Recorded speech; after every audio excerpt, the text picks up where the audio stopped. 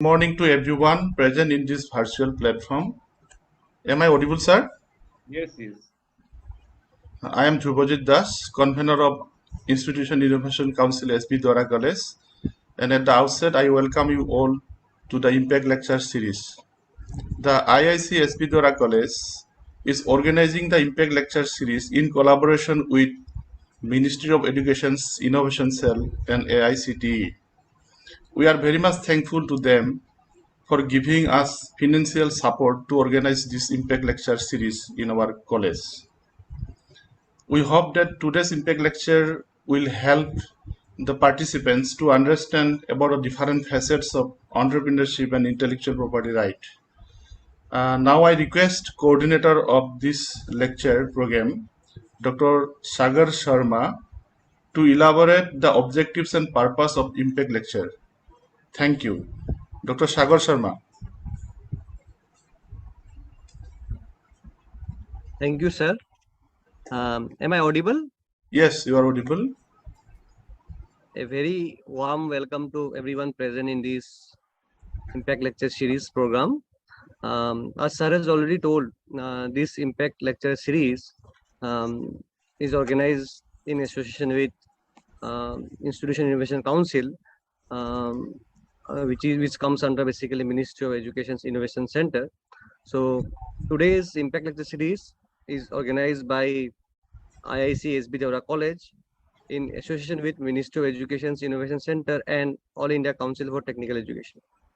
S.B.Deorah College, as we all know, located at the center of Guwahati city in the state of Assam, in fact, is one of the few colleges in northeastern India to have this functioning institutions innovation council. And we are regularly conducting various programs in accordance with the guidelines issued by MIC. Today, which is the first session of this Impact Lecture Series, in today's session, basically, we have two lectures. The first lecture will be delivered by Ms. Sharmistha N. Paniwal, who is a serial entrepreneur. She has many laurels to her name and have co-founded several successful ventures, including Third Eye Education Private Limited, Kid Veda, to name a few. And today's second resource person is Mr. Siddharth Devnath, who is scientist C at Patent Information Center of Assam Science, Technology and Environmental Council. Mr. Devnath will be delivering a talk on emerging trends in IPR.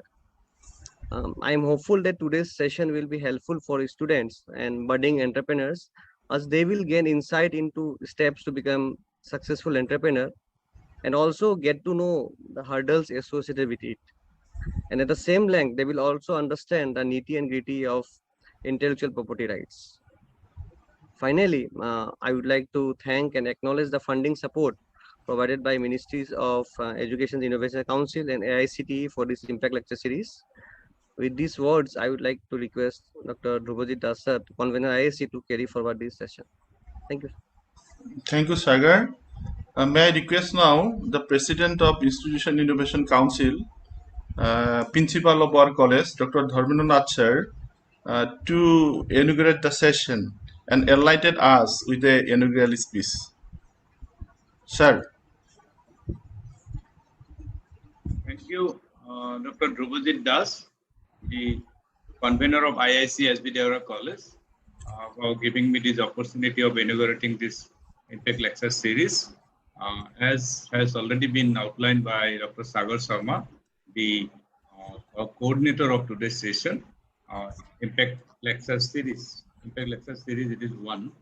And under this, we have two lectures to be delivered by two eminent persons, as has been described by Dr. Sagar Sharma. They are very eminent in their respective field. Ms. Paniwal, as we had the opportunity of interacting with her a few days back as part of the program of Lions Club. And I was very impressed by her delivery on that day.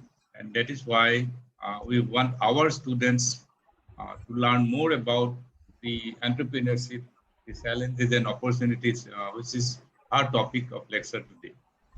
And she will be dealing with the various challenges that is associated that she has faced and the opportunities that are also associated in the field of entrepreneurship. Again, intellectual property right is a very important subject where also we have been organizing seminar and workshops for the last 2-3 years. And we are very fortunate that an eminent scientist of AICTE is associated with AICTE. Mr. Siddharth Devnath will be delivering the second lecture. Is an expert on that field. And I hope that both the lectures will be very beneficial for the students as well as teachers and other participants present in today's online lecture series. And I thank Dr. Guwahati Das, the coordinator, and Sagar Sharma, Damini Buragohai, the ambassador, for organizing and doing all the hard work for this online lecture series. Thank you, and I hereby inaugurate this lecture series and wish the lecture series will be a successful one. Thank you once again for giving me this opportunity. Thank you, sir. Moving on to our next agenda, I request Dr. Jamini Buragahai, Innovation Ambassador, to briefly introduce our resource person. Thank you, sir. Good morning, everyone. And it is my great fortune to introduce to you today an eminent resource person who has more than a decade of market experience, Sharmistha N. Sharmistha N. Paniwal is the director of Third Eye Education Private Limited, a Guwahati-based educational and training company started in 1996. Third Eye owns two brands, Third Eye Computer Education and Kidveda Preschool. Sharmistha N. Paniwal is a management graduate from Guwahati University and has an experience of over 25 years in the field of education and training. Prior to joining Third Eye Education as a director, she has worked briefly with the Aditya Birla Group, Kolkata, Dalvi Technologies, Pune, and AICTE, Guwahati. Sharmistha N. Paniwal is a guest faculty in the Tata Institute of Social Sciences, Guwahati. She was selected for the Goldman Sachs 10K program in IIM Bangalore in the year 2019 and the US Consulate program for Women Entrepreneurs of the Northeast in 2021. This is just a very brief introduction of a very illustrious career. I would now request Sharmistha N. Paniwal ji to deliver her talk. Over to you, ma'am. Thank you, sir. I hope I am audible and visible. Yes, ma'am. You're audible and visible. Okay.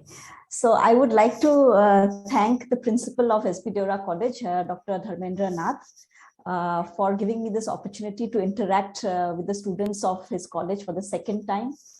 I'd like to thank Dr. Guwahati Das, the convener of the IIC cell, Dr. Sagar Sharma, the coordinator of the IIC cell, and Dr. Jamini Buragohai, who has been coordinating with me for this program. Thank you once again, and I'd like to thank the students for being here for this session. So the topic that I will speak to you about in today's session, and if you can tell me how much time I have, because I was told that I would have around an hour. So it's 10:14 now. So I believe I have time till around 11:15. Yeah. So the topic that I will be speaking to you about is entrepreneurship, its challenges and opportunities. I would like to congratulate the authorities of your college because they are talking about entrepreneurship as a career option, which you can take. When we were in college and when we had these career counseling sessions, they spoke about the civil services, banking as a career option, but entrepreneurship was never promoted as a career option. So I think you are very fortunate to have such a dynamic team of educators who are thinking that they should give you this option to think about. So I will just share my screen. Just give me a second, bear with me.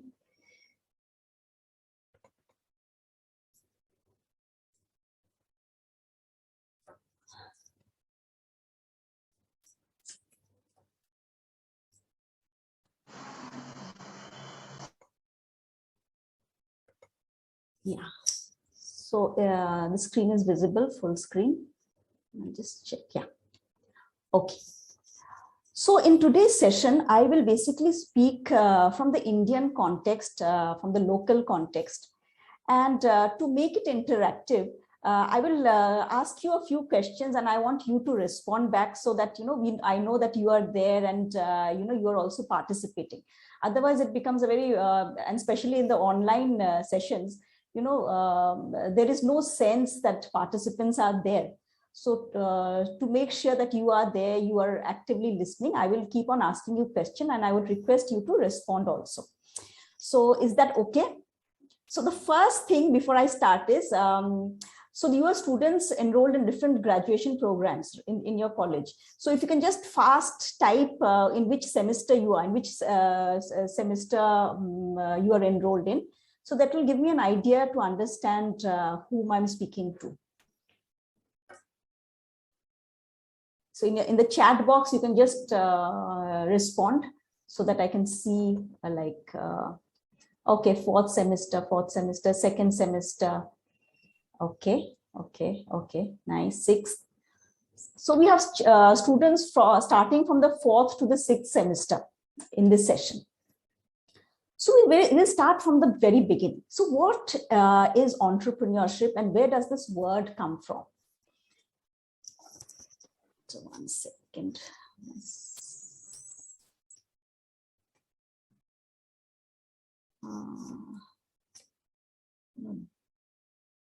Technology sometimes,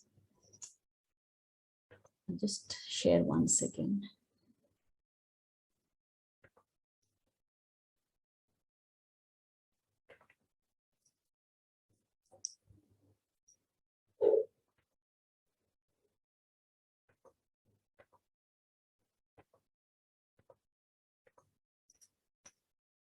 Okay, so who is an entrepreneur? Now, entrepreneur basically comes from a French word, which I may not be able to pronounce correctly, but it sounds something like entreprendre, which basically means an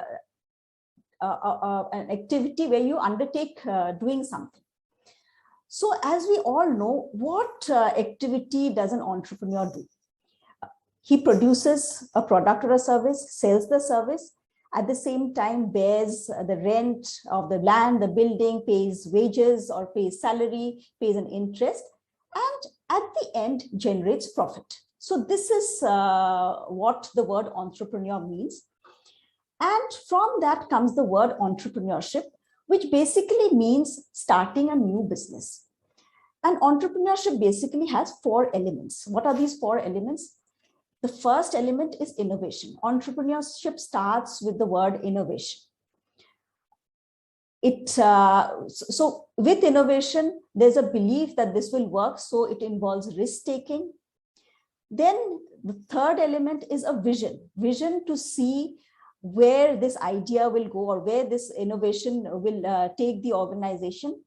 And lastly is organizing skills or organizational skills, which basically means ensuring that this innovation or this risk-taking is delivered through a process. So entrepreneurship basically involves starting a new business, which involves these 4 elements. So what is the process of entrepreneurship? Entrepreneurship starts with discovery. So what is basically discovery here? What does it mean? It means idea generation. So entrepreneurship starts with an idea. Then that idea is evaluated. It is tested. It is validated to see whether it works, whether it is accepted, what are the challenges, what are the competitive edges, what are the risks involved. At the same time, the personal skills and interests of the person starting the venture is analyzed. And it is checked if it coincides with the entrepreneurial goals. The discovery phase leads to the developing a business plan phase. What is developing a business plan? So discovery basically answers the question what to do. Then we move on to the developing of business plan, which basically answers the questions how to do and how much to do, which means that at this stage, after the idea is validated, tested, then the process of a business plan starts, where the vision, the mission of the organization is planned, what would be the goals are planned, where the capital can be obtained from this plan, the description of the product or the service is developed in the business plan. So after that is ready, then starts the process of resourcing.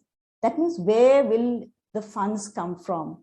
Where will the people come from? How to identify the people? What would be the process be? What would be the delivery mode? So all that happens in the resourcing. Then happens the managing of the organization or the company. So in managing, once the funds are collected, people are employed, then the business operation starts. So then starts the process of managing this organizational structure, the operational processes. So discovery leads to business plan development, business plan leads to resourcing, resourcing leads to managing the company, and managing the company leads to harvesting. Harvesting happens at a later stage where the future growth of the company is planned. Now, if you look at this diagram, there is a continuous arrow. So harvesting again leads to discovery, because discovery or innovation is a continuous process. It cannot happen just once. So this cycle again continues. So this is the entrepreneurial process that is followed. Now, we are all here talking about entrepreneurship. What are its prospects? So why are we talking about entrepreneurship now so much? To understand this, we will look into the impact or importance of entrepreneurship. Now, entrepreneurship impacts us in three ways. First is the economic importance or the economic impact. It impacts us socially and impacts us psychologically. Now, all of you are living in very interesting times, and times which has a lot of prospects. So for this, to make you understand this, I will share some data. Madam, excuse me. Yes. The slides are not changing. Not changing? Yeah, okay. It is still in first slide. Yeah. So. Okay, but can you see the entrepreneurial processes? No. Still the first slide is in the screen. Yeah. Oh, okay, let me just share once again.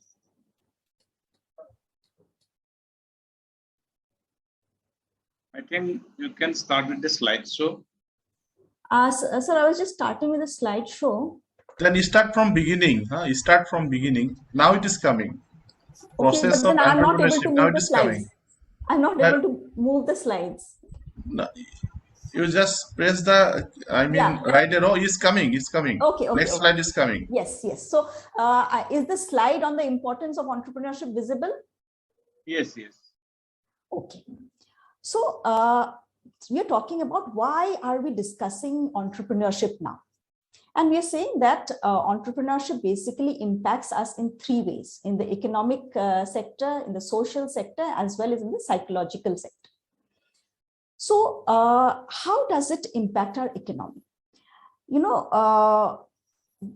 Entrepreneurship or entrepreneurial ventures can also be given different names. It may be known as a startup. It may be known as a small or medium sector enterprise. Now, data shows that the small and medium sector enterprises contributes to 25% of the GDP. Now, if you're students of economics or students of commerce, you would know what GDP stands for. So if any of you know what is the full form of GDP, can you please share so that I know what is GDP, or I will explain what is GDP. Do you know what is a GDP?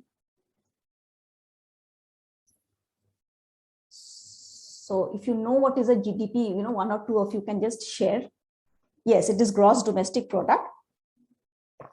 So what does gross domestic product mean, and why is it so important in the economy? So gross domestic product, of course, this is beyond the purview of today's interaction, but just to make it interesting for you, is the monetary value of all finished products and services made in a country during a specific period of time. And why is it important? Because it shows the size of the economy. So this sector, this small or medium sector, the startup sector, contributes 25% to this GDP. So it contributes to the nation's wealth.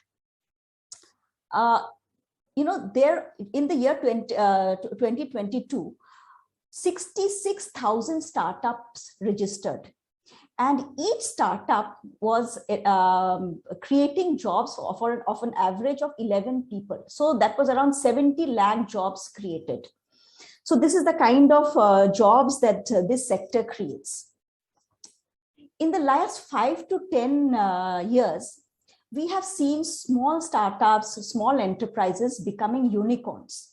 To name a few, you must have heard about Flipkart, Snapdeal, Ola, OYO, Zomato, Myntra, Swiggy. So in the year 2021, 41 such organizations became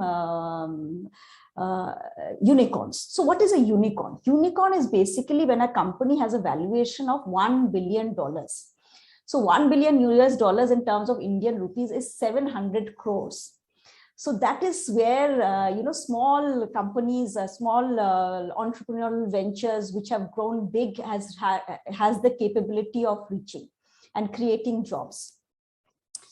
And most interesting is now 45 of these enterprises are from tier 2 and tier 3 cities. So if you have a feeling that, only metro cities have the scope, or entrepreneurs from metro cities have the scope of reaching this scale, no, of the 66,000 startups that have registered, 45% are from the tier 1 and tier 2 cities, which is a fabulous number, I think.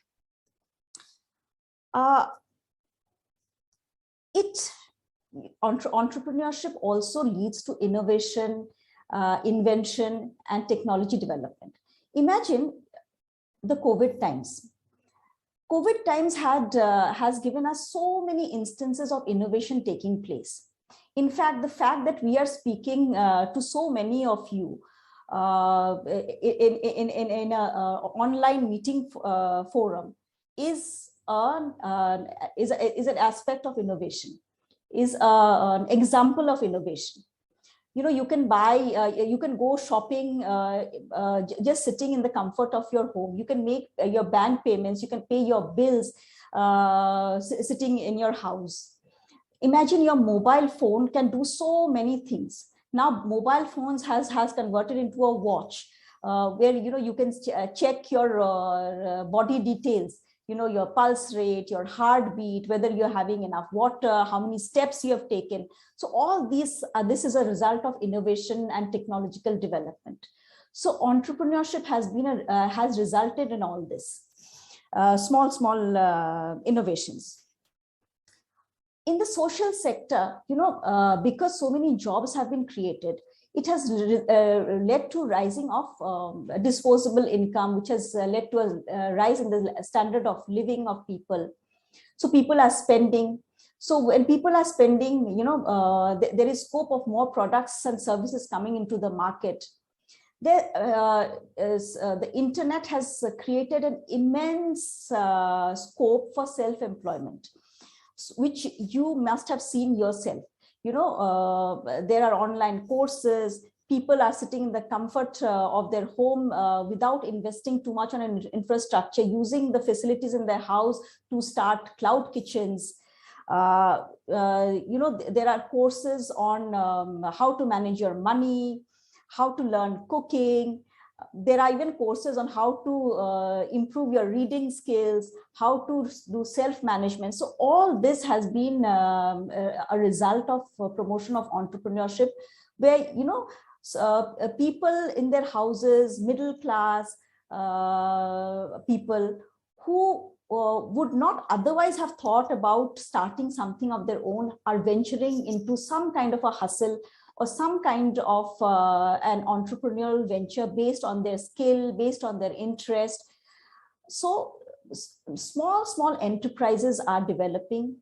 Even in Guwahati, if you see, just the other day, I was talking to someone. So his daughter was enrolled in class 10 and she was not performing very well in her science subjects. And he was telling me that she watched some videos in Assamese of science subjects of class 10, from which she learned and her grades improved. So these are all small entrepreneurial ventures which have been started by people without too much of an investment. So the entrepreneurial base is increasing. From the psychological point of view, people are able to explore their creativity, they're able to express themselves, and they're starting to become independent. So they don't have to, go out of the comfort of their homes. They don't have to really apply and appear for interviews, get selected. They can do something sitting at home, using their creativity and earn money. So this is the brilliance of becoming an entrepreneur. This is the scope of entrepreneurship, which can happen, which can be done by a common person, a student, a housewife, a person who is probably in a job but wants to do something in the side. So it can be undertaken by anyone and everyone. So this is the brilliance of this concept. This is the scope of this concept. So now it brings us to a question that, again, the slide has got stuck.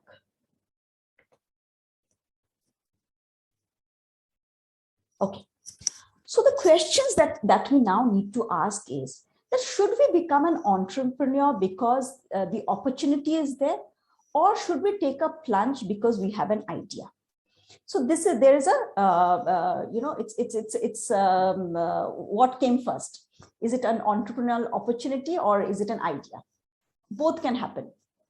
So during the dot-com, around 1999, 2000, we saw a lot of enterprises, a lot of people who were working in organizations taking the plunge and starting their enterprises.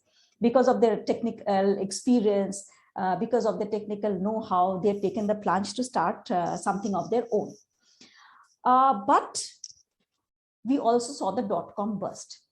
So that teaches us one lesson, that you may take an entrepreneurial plunge because of the scope that this has to offer, but it has to be backed with an idea.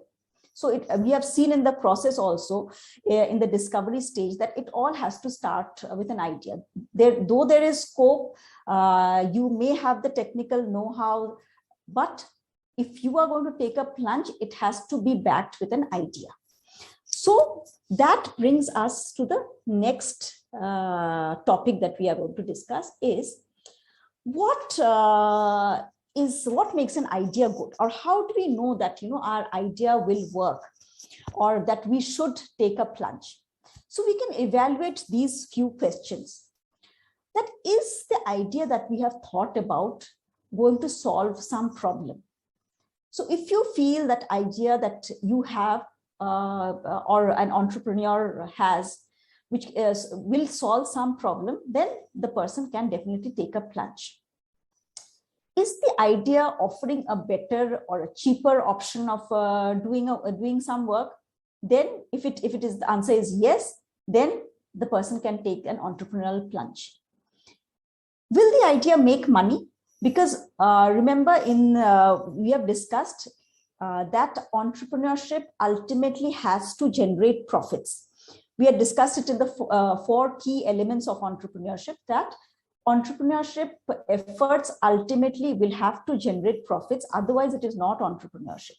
So if your idea has the scope of generating profits, then you should definitely go for it. Can it be delivered quickly? Are you solving a problem by delivering that idea or delivering that service or that product quickly? Well, then definitely you have a scope there. And last, is it sustainable? Can you do it for a long time? Is there scope for growth? Yes, then your idea is a good idea. So when you want to embark on your entrepreneurial journey, you need to answer these questions for yourself. If you can tick one or two, then definitely yes, you should start by testing your idea, by validating your idea. So where do we look for ideas? Where do we search for ideas? First is, we scratch our itch. That means we make or do something which we personally want to use. It could be looking at your problem. It could be looking at something you want to use, which is not there. So that's called scratching your itch. So you can scratch your itch to find out for an idea. Second is the idea, or look for ideas of some problem that you're facing, for which you are looking for a solution. So here I will cite the example of a US-based company called Mary Kay Cosmetics. Now Mary Kay was this lady who used to use medical cosmetics, which was manufactured by a pharmacist. So that she used that product and it worked good for her. Then after some time, that pharmacist passed away. Now she had already tested that, found it has worked for her. So she brought the rights, so the legal rights. So in your next session, we are going to talk about those rights. So you'll understand that more. So she brought the manufacturing rights of that formula and she started this cosmetic company. So, and it is an international level company. Similarly, when I started Kidveda, in fact, I was sharing with some of you who might have attended that session in your college earlier, that I started Kidveda because I wanted us to solve a problem of my own. When I was looking for a preschool for my child, I found that I was not getting what I wanted should be there in a preschool. It should be fun, it should be interesting. At the same time, learning objectives had to be met. So based on all these problems, I created this brand which provides learning in an environment which is fun, which is interesting, through educators who are trained, through processes where there are learning objectives. So an idea can come by solving your own problem. You can solve a problem of a niche, if you can think of an idea which solves a problem of a niche audience. That could also be an idea. It could be, looking at the demographics. That means from which of a particular, solving the problem of a particular community, of providing a service to a particular community, a particular ethnic group, or a particular age group. A particular geography. So that also could lead to development of an idea. So something that, I was talking to students the other day. Suppose a person from Assam wants to sell Assamese food in Bangalore.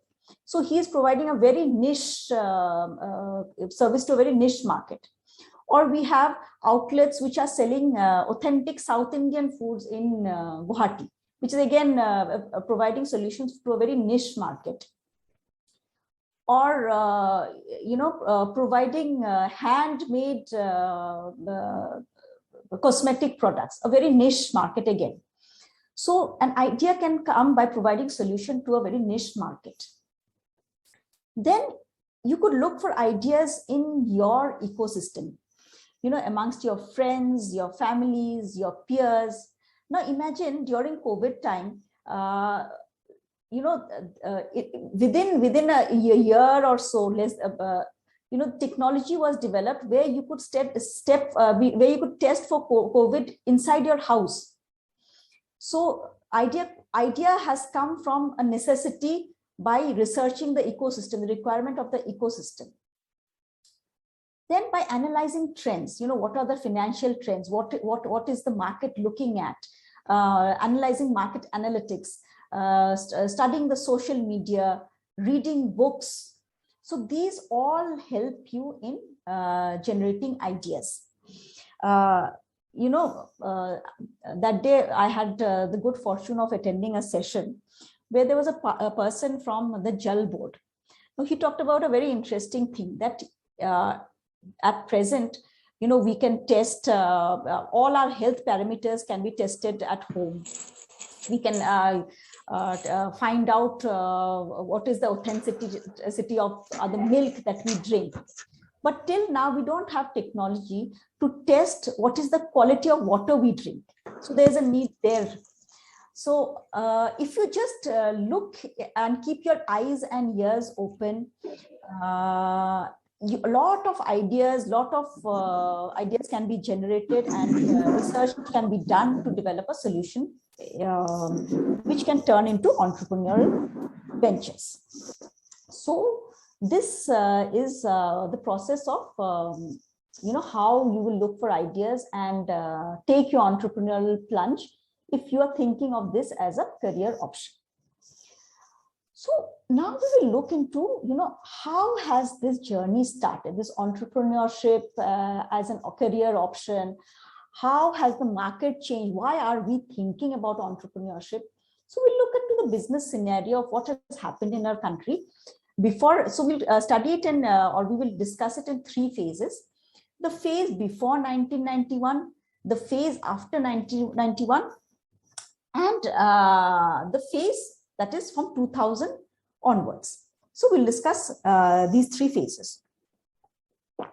So many of you may not have been born in the year 1991. So you would not know what had happened at that time. The professors would know, but most of you students may have heard about it because your parents lived that age. You are basically Generation X. You're not even the millennials, so you're Generation X. So you must have heard about that, or must have read about it in your economics book, in your history books. So the economic scenario before 1991 was, it was not like what it is today. People never spoke about entrepreneurship as a career option, which I was talking to you about in the beginning, because we graduated or we were pursuing, many of us were pursuing graduation at that time. So entrepreneurship was never a career option because the economy was closed. There was a license Raj, so starting an enterprise was very difficult because there were a lot of bureaucratic red tapeism. Getting access to capital was difficult. Whatever businesses existed was the family-owned big names, like there was the Tatas, there was the Birlas. Only few names existed which were family-owned. And if you have seen the movie Guru, you will know how difficult it was to do business at that time, because it basically meant being hand in hand with the government, making sure that the government supported you, the government gave you contracts. So that was a very difficult and not a very encouraging phase for entrepreneurs. Then something happened in 1991. So if you're students of economics, can you tell me what happened in 1991? In fact, the answer is here also. But if you can just share in the chat box what happened in 1991, if any of you know.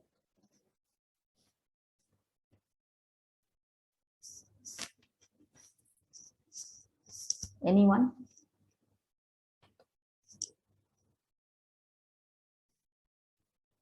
Okay, so in 1991, the economy got liberalized. What does it mean? That the economy opened up. It was easier to start on enterprises. Entrepreneurial opportunities opened up. Family-owned business, from family-owned business, we saw that it turned into more professional environment. So a lot of family-owned businesses like, the Bajajes, if you read about their history, the Daburs, what happened was many of the patriarchs stepped down, and professional management was introduced to run their businesses professionally. ICT, which basically stands for, if anyone would know, what does ICT stand for, happened at that time. Anyone, if you can type in, the students. We saw a new technological development at that time. And to sum it up, it means basically, the abbreviation is ICT. So does anyone know what does the abbreviation of ICT mean?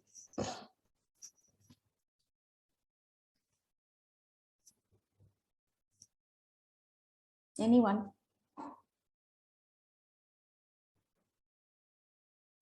Yes, Arunima has written on information, communication, and technology. Yes, very right. So this entire information, communication, and technology sector developed, and that is the period when we saw growth of companies like Infosys. You know, Infosys started with a market capital of only 10,000 rupees.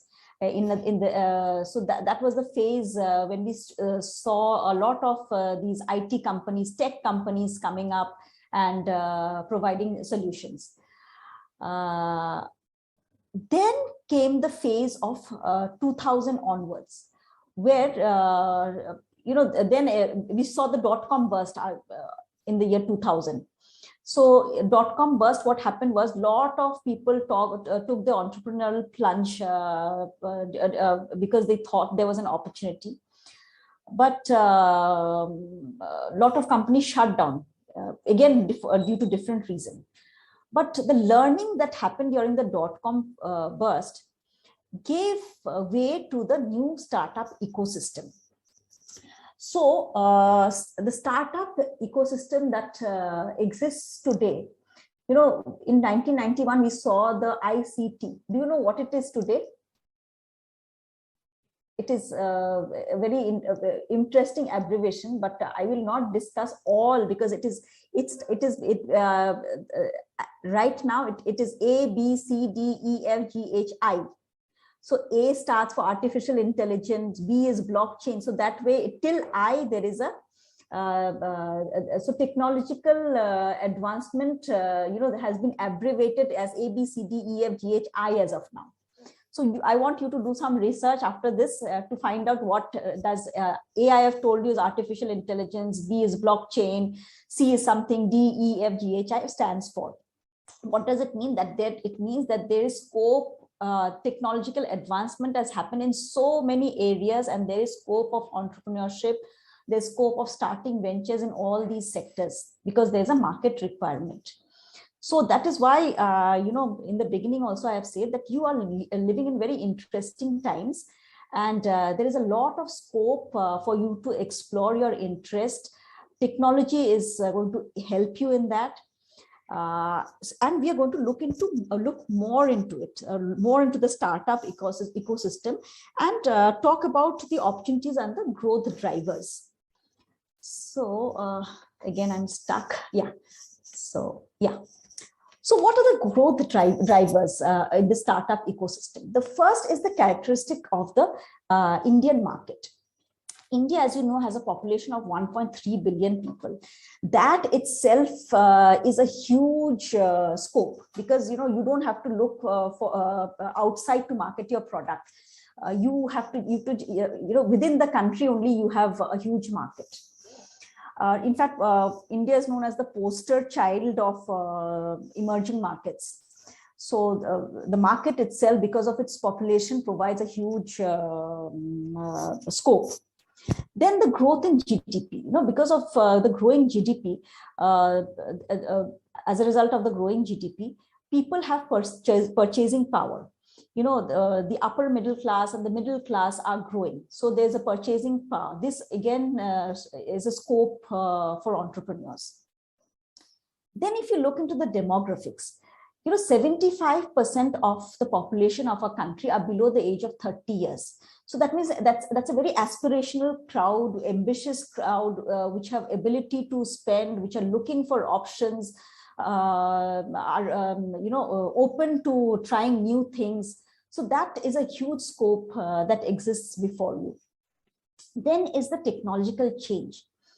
Imagine, because of technology, companies don't have to now invest in physical infrastructure. In fact, after COVID, many companies have reduced the infrastructure cost. They're cutting down the infrastructure cost. They found out that, they can work as effectively even if their manpower work from home. So there are a lot of companies. In fact, you would also know a lot of people who were earlier working in Bombay, Delhi, Bangalore, who are now working from Assam. Because companies have said that you can stay at home and continue working, even though COVID has is no longer or is subdued, and offices have opened up. It's still a lot of companies have given away. They had their rental spaces, so they have reduced their cost by cutting down on the rentals, because they found that because of technology, working can happen as effectively even from home. So, technology has reduced a lot of investment on infrastructure. A lot of retail spaces, retail investment, which was basically investing in showrooms, which basically entailed a lot of cost, has reduced because of online shopping. So again, technology has enabled that. Technology has enabled great market access. A person sitting in a remote village in Nagaland now can sell a product in South India. South Indian silk sarees can now be bought online, within seconds because of digital payment. An entrepreneur, just has to create a product and marketing becomes so easy. So customer acquisition cost has reduced. He does not have to spend so much on advertising in expensive electronic media or print media. Social media provides a platform to basically advertise and promote his product at a much reduced cost. So technology has enabled that. During COVID times, we found a lot of people who had skills of say cooking. They have started their kitchen in the cloud kitchen, where they don't have to invest in expensive restaurants. So they cooked at home using the facilities that they have at home, and they sold their products outside in the online mode. So these are all result of technological change. A very important thing backing this is the political will, which was not there, as we saw in 1991 or before 1991, that there is government support and government will. And we have a visionary, we are lucky to have a visionary prime minister like Modi ji, who recognizes the potential of the startup ecosystem and recognizes the impact in their economic growth. And that is why I have started the Startup India Initiative. Startup India Initiative is a platform to help entrepreneurs who want to step into their entrepreneurial journey for the first time, to register their organizations, to have access to funds, to have access to mentorship, peer groups, information in a single platform. At the same time, 100 billion fund availability has been made to support this sector. Tax laws have been made easier. Foreign investments are encouraged, and a lot of foreign investments are happening. So the entire environment or the political system supports the growth of the startup ecosystem. So this is a great driver. So that is why this is a very interesting time and acts as an encouragement for people who want to venture into this arena. Next is a lot of big companies, see a company, once it becomes big, it needs to constantly grow, at the same time innovate. Now, often this innovation does not happen internally. So what do? They reach up to startups. See, a lot of these of banking sector innovation has happened by adopting the innovative ideas that has been put forward by the startups. So a lot of banking software, a lot of fintech, that we call it the fintech sector, a lot of edtech, educational innovations by big companies are happening by small companies, and big companies are adopting that. So there is a symbiotic relationship that is happening between big companies and small companies. So a small company can think of an idea, and if the idea is good, if the idea is interesting, if the idea has potential, there's scope of that idea being adopted or acquired by a big company. The environment is providing that scope. And very important is the changing perception towards entrepreneurship. I remember my father used to tell me that was, before 1991, that in our country at that time, entrepreneurship as an option was taken up by a family member who could not do anything else. That means the least capable person in the family, because the person couldn't get a job, couldn't get any other source of employment, couldn't perform well in academics, took up entrepreneurship as an option. But this is completely changing right now. The smartest people are taking up entrepreneurship as an option. We hear so many stories of Indian unicorns. Again, I told you what is a unicorn. Startup founders, we read about their stories, we read about their journeys, and they are hailed as heroes in our media. We read about their achievements. So there's a social acceptability. So we read of many stories where people have left their highly paying jobs to start their entrepreneurial journey. I know of one such person. You must have seen this Indian Shark Tank. So Vinita Singh, when she passed out from IIM Ahmedabad, she got a 1 crore rupees job offer. She left that job offer to start her entrepreneurial journey through sugar cosmetics. So it is okay, it is acceptable socially that people who are technologically very capable, people who are highly experienced, it is okay for them to leave that job to pursue their dreams. So that is a socially acceptable norm, which was not there before. So all these are acting as drivers in the growth of an entrepreneur, or in the growth of entrepreneurship as a whole. But at the same time, there are challenges. So what are these challenges? So, we have seen that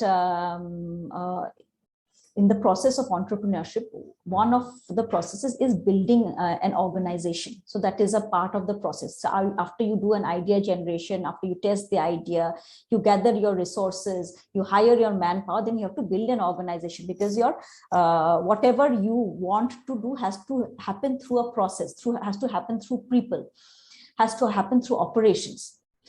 Now, this is a huge challenge, because most of the entrepreneurs are from technical backgrounds and lack managerial knowledge. So managing operations becomes a challenge.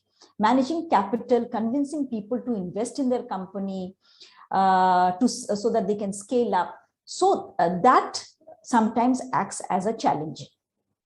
So, we can think when we are talking about what are the challenges. So that is one challenge that an entrepreneur faces in his journey, all entrepreneurs.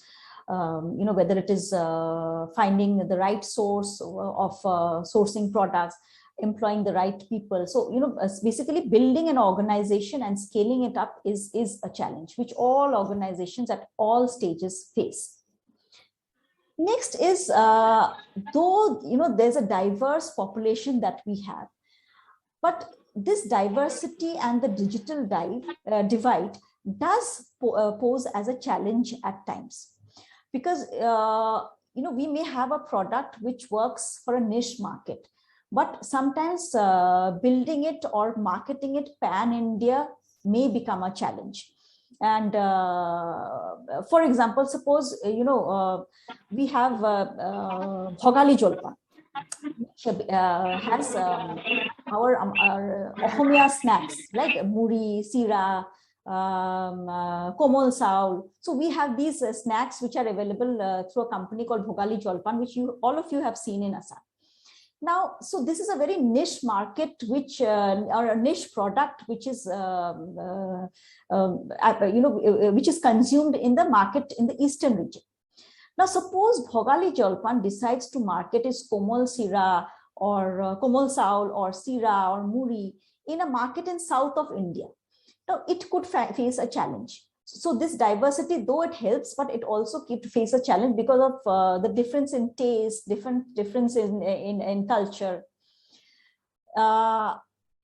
Often what happens, another thing that happens is most of the startup founders are from a background which makes it difficult for them to connect with the customers, because most of the customers, 70% of the customers in India are from the rural sector. So often because of the digital divide, because though internet access is there, still there is a lot that needs to be done, and hopefully with the advent of 5G, that would internet penetration would improve, the digital divide gap would improve. We also saw this digital gap, during COVID times.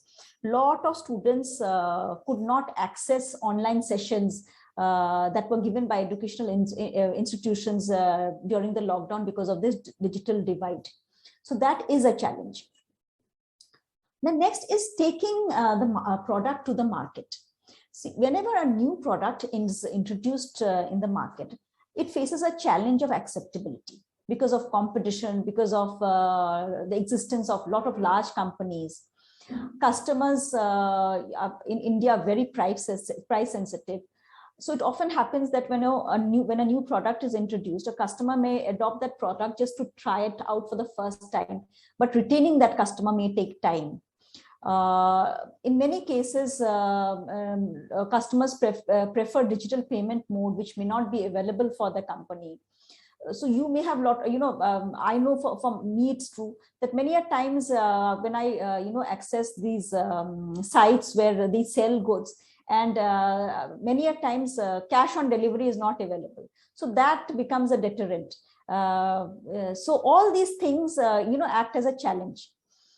Next is very important challenge that a startup or any organization or any person starting on entrepreneurial journey faces is hiring the right people, because ultimately an organization has to run through people. You cannot run an organization without manpower.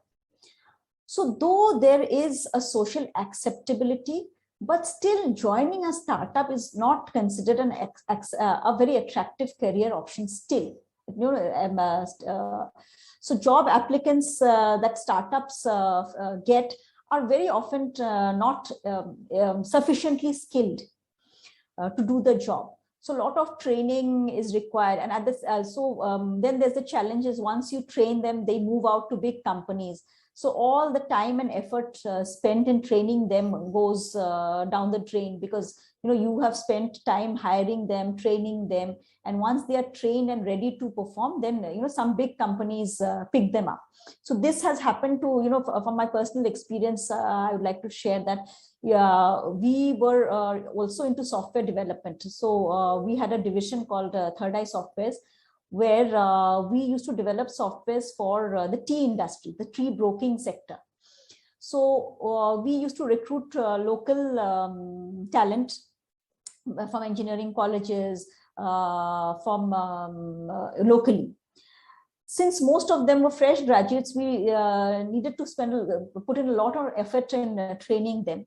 And then after they were trained and when they were ready to start performing, they got job offers because of their training from companies in Bangalore, companies in Delhi, and they moved away. So that again becomes a challenge for a startup. Then because initially the payment is not very high, we find very highly qualified specialists moving abroad for jobs instead of staying and working for startups or so that also becomes a challenge. And then, of course, other is the regulatory environment. Though we have discussed that government has opened up and things have become easier than it was. Having said that, the fact remains that still regulatory issues are difficult. Legal matters and regulations are cumbersome. Very often it is difficult to know what are the regulatory processes. The tax policy is very, is challenging. Many of you whose parents are into business must have heard them talk about something called the GST. So GST, it's a new process of taxing by the government. So it's very challenging. It's very cumbersome. It's difficult to first understand that. So though things have opened up, still challenges are there in terms of regulation. So the 5 areas in which we face challenge are, again, I'm repeating, first is building an organization.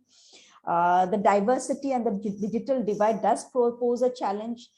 Taking products to the market is a challenge. Hiring the right manpower is a challenge.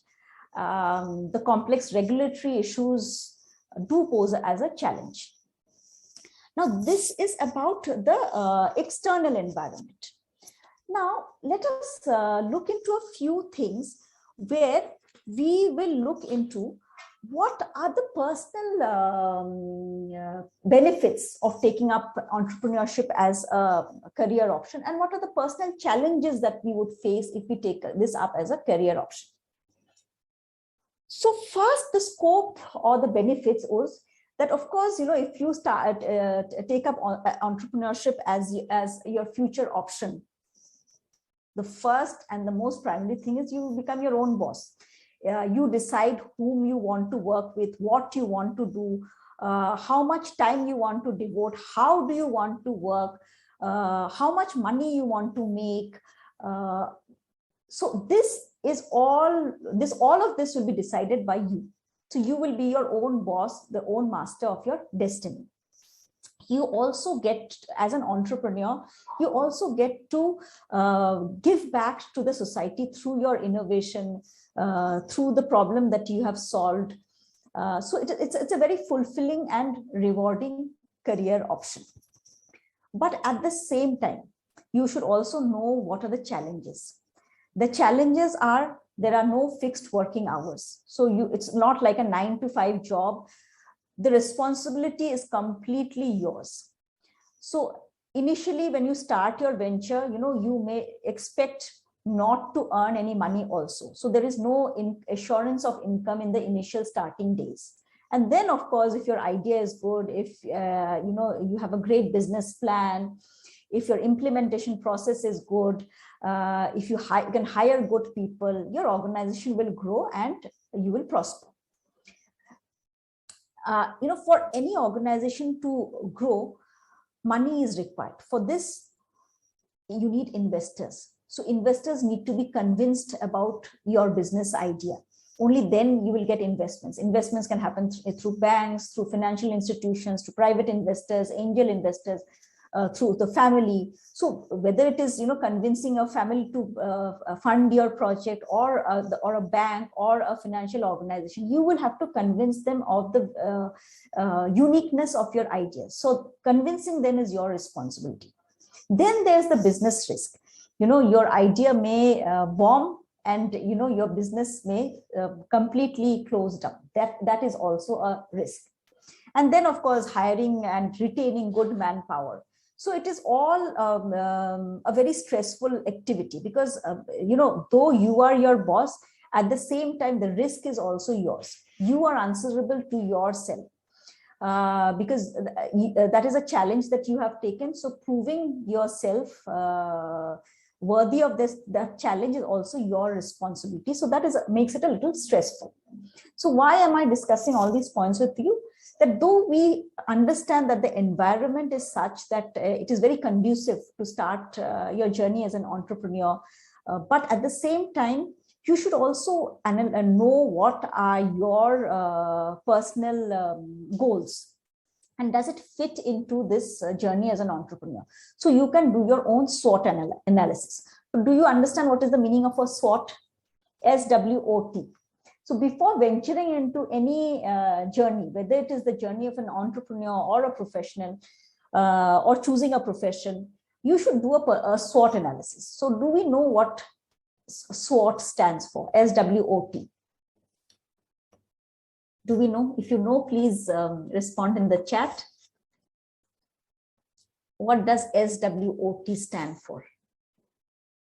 Does anyone know?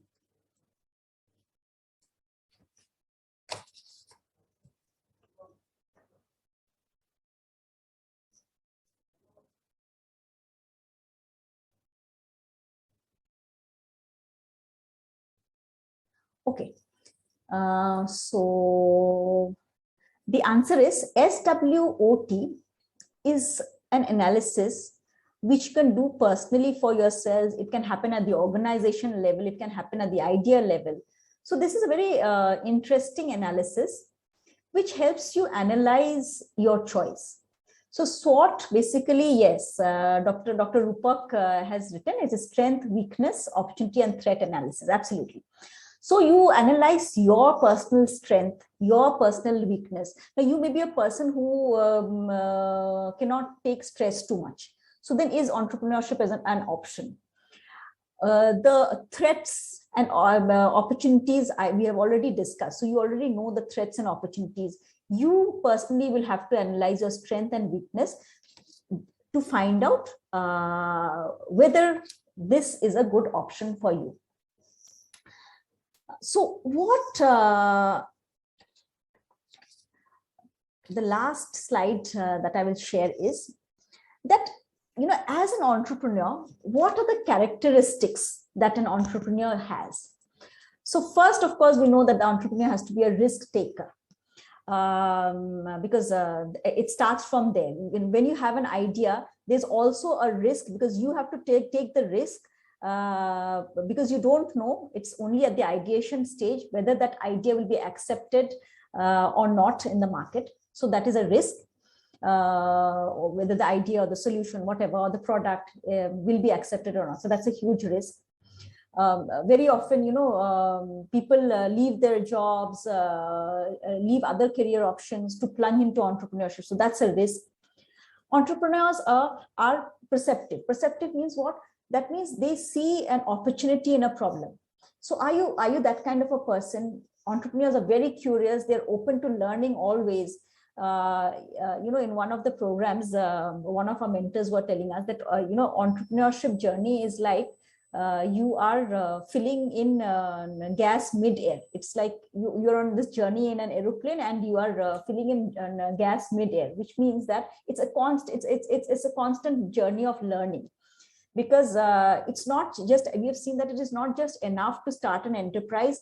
Once your company starts, the innovation process to grow further, to stay in business, the innovation process has to be continuous. So to make that process continuous, the learning process also has to be continuous. So you have to be curious, you know, you have to constantly learn, you have to be persistent, not get deterred by failures, because failures will happen.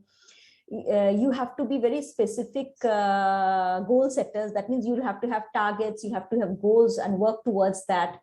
You have to be confident, independent, of course, hardworking. So these are some of the characteristics that as an entrepreneur, if you have, that if you want to embark on that journey, if you have any of this, then you know, that is the line for you. You just have to now look for the right idea. So with this, I think my time is up. It's 11:30, and I would like to end my presentation by wishing you all the very best. And I'm open to questions. We have, I think, 2 or 3 minutes, if sir allows. We could take a few questions from you.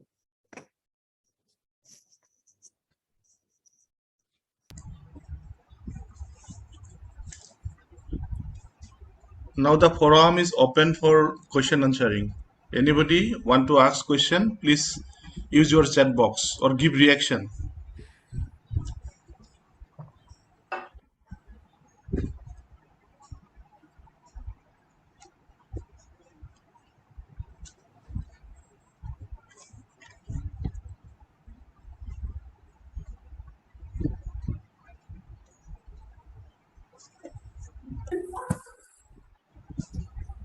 Anyone, any questions that you would like to ask me? I will just give my mail ID also in the chat box in case you would like to ask me something in future also. Dear students, it is a unique opportunity for you. So don't feel shy to ask questions. Yeah.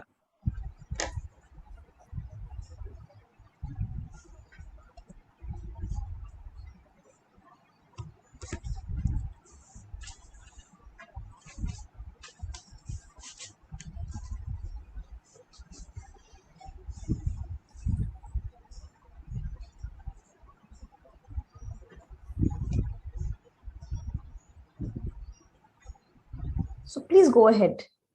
I mean, Okay, if madam. there's yeah. Madam, Yes, sir. I'm just asking one question. Yes, How yes, sir. you have mentioned your presentation GST? How GST is, I mean, affecting the entrepreneurship?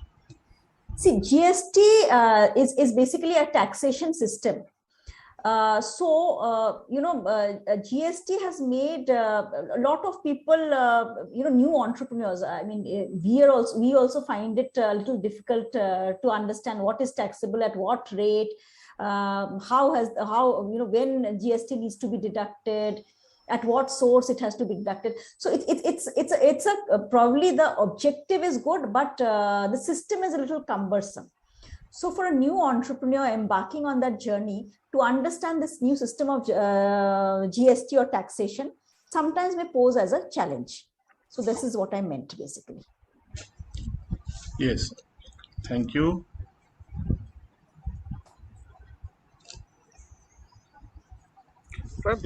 Anybody any question? Could I pose a question? Yes, please go ahead. Ma'am, you have talked about the political will of the political. There is a political will in the present government to facilitate or to encourage entrepreneurship. That's but you right. have also, in the challenges section, you have highlighted about some complex regulatory environment. Hasn't there changed from the early 1990s, or there has been some amendments in this regard? There is a lot of change, because earlier to register your company was very cumbersome, but now you can do it at the click of a button. So anyone who wants to register a startup, it has become a lot easier. But still there is a lot of room for improvements because of the legalities, because sector wise norms are different, legal regulations are different, and it keeps changing. So those at times pose a problem. And then government sometimes come up with new regulations. Just to give you an idea, how very often, because ultimately government is run by people, and the competency of people vary. So, there was a regulation in Guwahati, not related to entrepreneurship also, but I'm just giving you an idea that all flats where water is derived through boring has to be stopped. So, a lot of flats in Guwahati still buys water because boring water is not available. Now, when this regulation was passed, flats or residential complexes which bought water, the people who supplied water, their supply of water stopped because they could not use borings. So now, and the government made no alternative arrangements to supply water. So, often decisions are taken on the basis of that. Regulations are passed without understanding the scope of, of the implication of that policy. So that sometimes poses as a challenge. Thank you, ma'am.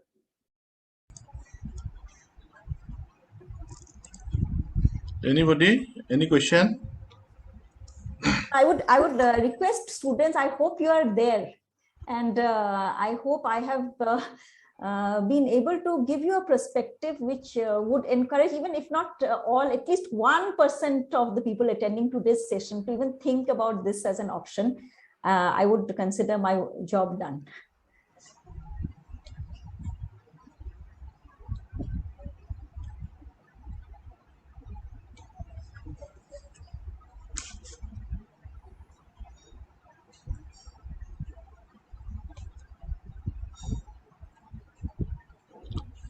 Okay, I don't think there are questions. There will be questions from the students. I think they have understood your presentation nicely, but the students are basically they are very shy to ask question. Yes, So yes. that is why. But thank you very much, Sharmistha N Paniwal for delivering a very informative lecture on a very important topic. You have beautifully explained the different opportunities and challenges of entrepreneurship. Thank you I'm so much. sure students and other participants are highly benefited from your presentation. So thank you very much. Uh, Jamini, you want to add anything? No, I think you have concluded in a very standard way, sir. So thank you, Sharmistha and Paliwalji, for your very vivid and lucid description of what are the challenges and what are the opportunities which exist as an entrepreneur, and also that the the very idea that entrepreneurship starts with the imagination of a new thing different is should we meet again in the next session from 12 o'clock. I would request all the students to rejoin at 12 o'clock. And thank you, ma'am, again. Thank you. For Thank your you so much. Thank you for so your much to the excellent college presentation. authorities for providing this opportunity. And thank you, students, for listening. Thank you.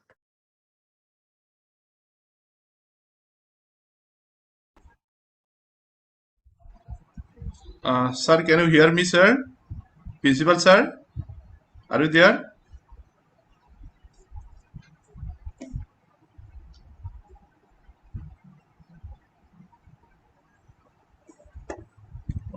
एक minute.